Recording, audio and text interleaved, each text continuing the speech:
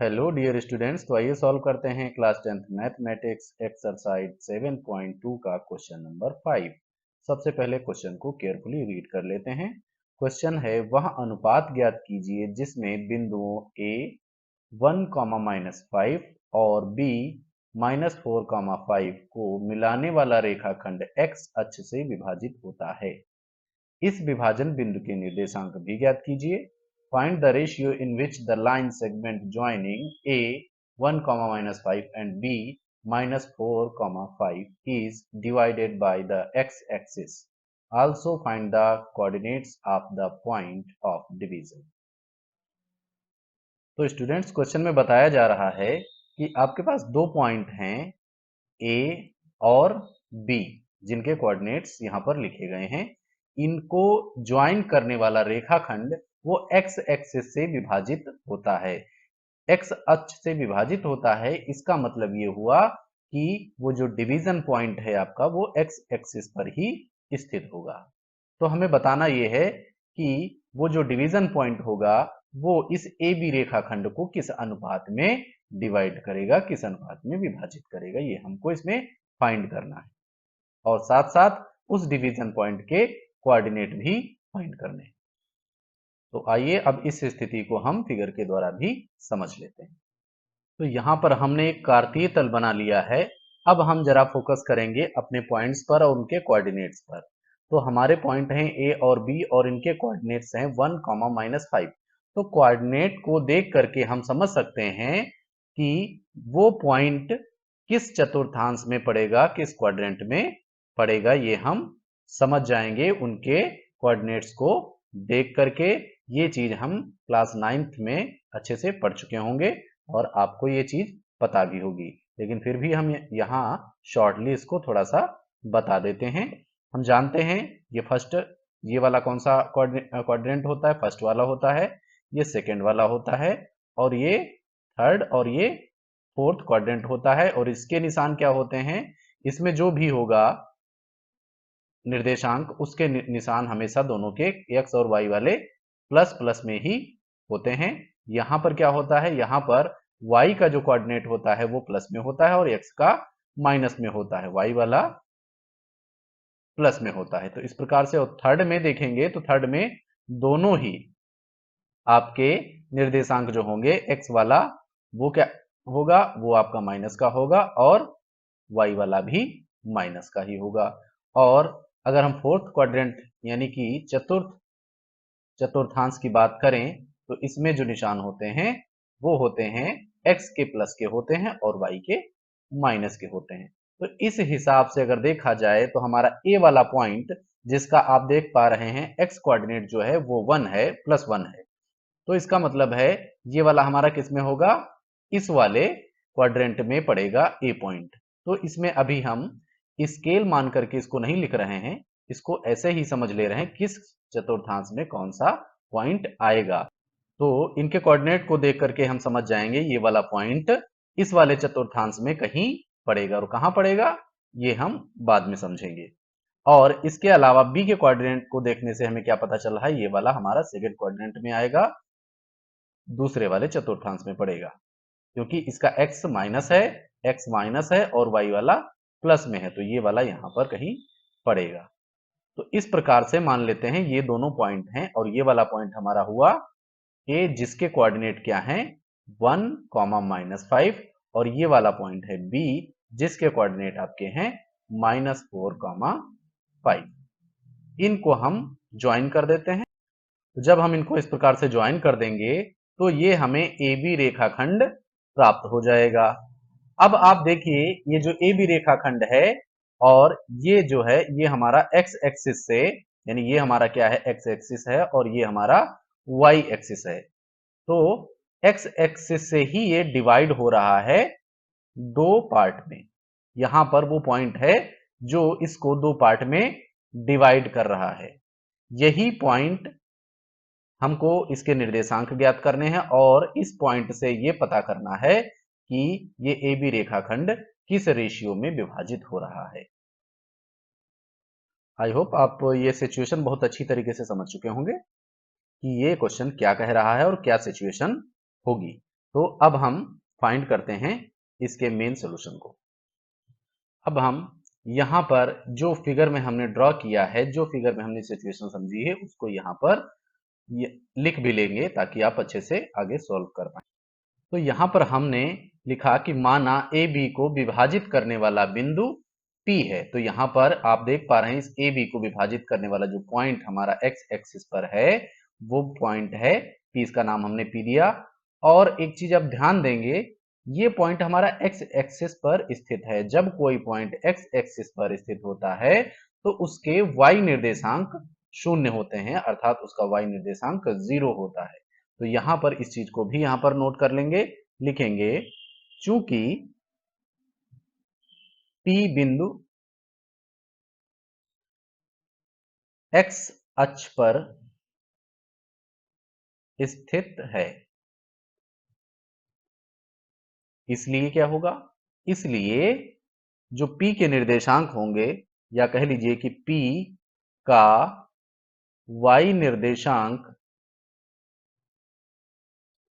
क्या होगा, शून्य होगा। क्योंकि यहां पर इस पॉइंट की x से कोई दूरी ही नहीं है, जिसको हम कहां नापते हैं, y पर नापते हैं। जब दूरी नहीं है तो ये निर्देशांक शून्य हो जाएगा। और इस प्रकार से जो हमने माना है x और y हमने माना था, तो y तो हमको यहीं से मिल गया। अब x केवल बचा हमको फाइंड करने के लिए, तो उसको हम बाद में फाइंड कर लेंगे। तो यहां पर इस प्रकार से लिख देंगे हम, जो p के कोऑर्डिनेट बने वो क्या बने, x। x तो हमने लेट किया है, x हमें फाइंड करना हो बाद में, और y का कोऑर्डिनेट हमको अभी यहां पर पता चल चुका है, शून्य है। इस प्रकार से ये हमारा p पॉइंट फाइंड हो गया। अब हमें सबसे पहले क्या फाइंड करना है, सबसे पहले हमको फाइंड करना है ये रेशियो, यानी कि जो p पॉइंट है इसने ए बी को दो पार्ट्स में डिवाइड किया है, तो इन दोनों पार्ट्स का रेशियो क्या है, यानी P B ratio P A क्या है, ये हमको यहां पर फाइंड करना है। तो इसको लिख लेते हैं, माना आप जिसको चाहे पीबी रेशियो पी ए लिखिए, चाहे एपी रेशियो पीबी लिखिए, जो आपकी इच्छा हो वैसे आप लिख सकते हैं। तो इसे हम लिख रहे हैं AP ratio PB equal to k ratio 1, ये हमने माना है। अब इसी के आधार पे अब हमें यहां पर रेशियो फुल फाइंड करने के लिए क्या करना होगा, हमें के का मान ज्ञात करना होगा। और के का मान ज्ञात करने के लिए हम यहां पर सेक्शन फार्मूला का यूज करेंगे। क्यों हम यूज करते हैं, क्योंकि किसी भी पॉइंट जो दो बिंदुओं को मिलाने वाले रेखाखंड को डिवाइड करता है, उसके निर्देशांक प्राप्त करने के लिए हमें सेक्शन फार्मूला का यूज करना होता है। तो यहां पर इसके कोऑर्डिनेट अगर हमें फाइंड करने हैं, तो हमें ये वाला कोऑर्डिनेट, वाई वाला कोऑर्डिनेट तो पहले से पता है, एक्स वाला बाद में फाइंड कर लेंगे। तो वाई वाला जब हमको पता है, तो वाई वाला हमारा जो कोऑर्डिनेट है वो वाई वाला जो सेक्शन फार्मूला होता है उसके इक्वल में रख करके हम के की वैल्यू फाइंड कर लेंगे। और ये जो के रेशियो 1 है, ये हमारा क्या बन जाएगा, m1 और m2। अब हमने यहां पर सेक्शन फार्मूला को लिख लिया है। x को फाइंड करने का फार्मूला ये होता है और y को फाइंड करने का फार्मूला ये होता है। अब हमें यहां पर y गिवन है, तो हम y वाले फार्मूले में ही इस रेशियो को रखेंगे ताकि हम ये रेशियो फाइंड कर पाए। तो ये हमारा क्या हुआ, m1 और m2, जैसा कि हम पहले बात कर चुके हैं। यहाँ पर m1 m2 यही रेशियो होता है। तो लिखेंगे y, तो y निर्देशांक तो यहाँ पर है ही है, इक्वल टू ये वाला फार्मूला लिख देते हैं, m1 y2 plus m2 y1 अपान m1 प्लस m2। अब y की वैल्यू तो हमको पता है, y निर्देशांक तो हमको पता, तो यहां पर हम क्या लिख सकते हैं, यहां पर हम लिख देंगे 0, इक्वल टू m1, m1 कितना है हमारा k है, तो यहां पर लिख देंगे k, इंटू y2 कितना है, अब y2 और y1 हमारे ये वाले होते हैं, क्योंकि हम a b इस तरीके से ले रहे हैं, तो हमारा x1 ये हो जाएगा और x2 ये हो जाएगा, y1 ये हो जाएगा, y2 ये हो जाएगा। आप अगर b a मानते हैं तो आपके लिए सिचुएशन चेंज हो जाएगी, लेकिन उससे कोई डिफरेंस नहीं आएगा। तो यहां पर जैसा हमने माना है उसके लिए हमारा y2 क्या होगा, y2 हमारा होगा 5। तो यहां पर हम लिख देंगे 5 प्लस m2 हमारा कितना है, 1 है, और y1 हमारे लिए -5 हो जाएगा, इंटू -5 अपान में क्या हो जाएगा, k प्लस 1, क्योंकि m1 हमारा k है और m2 हमारा 1 है। आगे 0 इक्वल टू इधर क्या हो जाएगा, इसको मल्टीप्लाई करेंगे 5k, और ये प्लस का ही माइनस का प्लस माइनस माइनस 5 आ जाएगा। अपान में क्या हो जाएगा k प्लस 1। अब हम इस पूरे k प्लस 1 को क्या करेंगे, इधर ट्रांसफर करते हैं, तो ये क्या हो जाएगा, इसके मल्टीप्लाई में जाएगा और मल्टीप्लाई में जाने पर ये सब 0 हो जाएगा।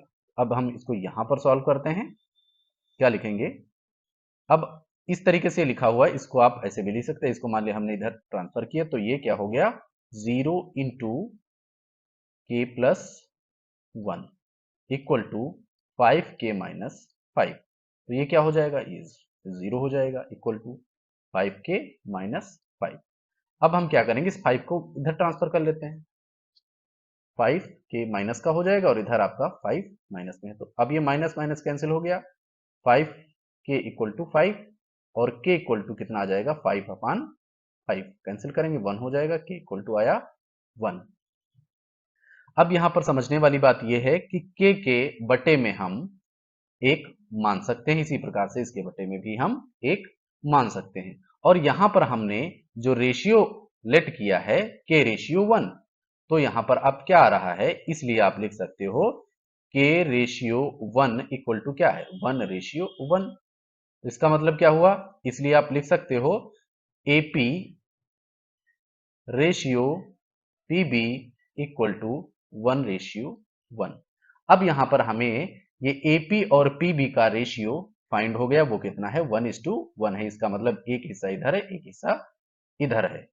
अब 1:1 का रेशियो है, इससे क्या क्लियर होता है, इससे ये क्लियर होता है कि ये जो P पॉइंट है ये हमारा इस AB का मिड पॉइंट है।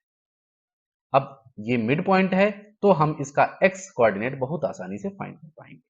तो स्टूडेंट्स, अब हमारे पास इस पेज में स्पेस नहीं बचा है, तो आगे के सॉल्यूशन को हम नेक्स्ट पेज पर सॉल्व करेंगे। तब तक आप वीडियो को पॉज करके इसका स्क्रीनशॉट ले सकते हैं या इतने सॉल्यूशन को नोट कर सकते हैं। तो स्टूडेंट्स, हमने प्रीवियस पेज की इंपॉर्टेंट इंफॉर्मेशन हमने यहाँ पर लिख ली है, जो कि आपके नजरों के सामने रहेगी, जिससे आप क्वेश्चन के आगे के सॉल्यूशन को अच्छे से समझ पाएंगे। तो यहाँ पर हमने क्या लिख लिया है, एपी रेशियो पीबी, जिसको हमने अभी प्रीवियस पेज में फाइंड किया है। एपी रेशियो पीबी कितना आया है हमारा, 1:1, और आपके ए और बी के कोऑर्डिनेट यहाँ पर लिखे हुए हैं। तो अब इसको सॉल्व करेंगे और लिखेंगे because AP ratio PB equal to 1:1। तो जब ये रेशियो 1:1 है, यानी कि इस प्रकार से सिचुएशन होती है, मान लिया कोई दो बिंदु हैं, जैसे हमने ए लिया और ये बी लिया, और इस पे कोई पी पॉइंट है और वो पी पॉइंट क्या कर रहा है, इसको 1:1 के रेशियो में डिवाइड कर रहा है। इसका मतलब है ये पी पॉइंट इस ए बी का बिल्कुल मध्य बिंदु है। तो यहां पर लिख देंगे, इसलिए स्पष्ट है कि बिंदु पी ए बी का मध्य बिंदु है। अब जब कोई मध्य बिंदु होता है तो उसके कोऑर्डिनेट फाइंड करने का फार्मूला बहुत ही आसान होता है। चूंकि हमने यहां पर अभी क्या किया, पी के जो कोऑर्डिनेट हैं, पी में हमें चूंकि ये एक्स एक्सिस पर स्थित है, तो इसका एक्स वाला तो हमने एक्स मान लिया, ये तो कुछ ना कुछ होगा, और वाई वाला कोऑर्डिनेट हमारा 0 था, तो यहां पर हम एक्स वाले कोऑर्डिनेट को फाइंड कर लेते हैं, वाई वाला तो हमको पहले से पता है। तो यहां पर हमें एक्स का कोऑर्डिनेट फाइंड करना है, तो उसके लिए फार्मूला होता है, जब कोई मिड पॉइंट होता है तब तब के लिए सेक्शन फार्मूला विशेष स्थिति वाला होता है। तो लिखते हैं इसको x1 प्लस x2 अपान 2, बस यही आपका x वाला फार्मूला होता है, यानी कि कह सकते हो x इक्वल टू ये होता है। तो x1 आपका क्या है, इसमें इसमें x1 हमारा ये a हमने लिया है, तो x1 हमारा ये वाला हो जाएगा 1, और x2 हो जाएगा -4। तो लिखेंगे 1 प्लस ब्रैकेट के अंदर -4 अपान में 2 हो जाएगा। अब ये प्लस माइनस माइनस हो जाएगा, 1 माइनस 4 अपान 2 कितना आएगा, माइनस का 3 अपान 2। तो x की वैल्यू ये हमारी यहाँ पर आसानी से हमको फाइंड हो गई। तो इस प्रकार से हम लिख सकते हैं कि जो P पॉइंट है उसके निर्देशांक, तो आप लिख सकते हो इस प्रकार से, इसलिए P के निर्देशांक क्या हो जाएंगे आपके, x पहले लिखते हैं तो इसको लिखेंगे -3/2 कॉमा 0, ये हमको पहले से पता था। तो ये हमारा एक आंसर ये हो गया, और एक हमारा आंसर प्रीवियस पेज में हो गया था जिसको हमने एपी रेशियो पीबी के रूप में फाइंड किया था। आई होप आपको सॉल्यूशन बहुत अच्छी तरीके से समझ में आ गया होगा। अगर आपको सॉल्यूशन समझ में आया है, वीडियो अच्छा लगा है, तो प्लीज चैनल को सब्सक्राइब करें, वीडियो को लाइक करें और अपने दोस्तों के साथ शेयर करें। Thank you for watching. जय हिंद।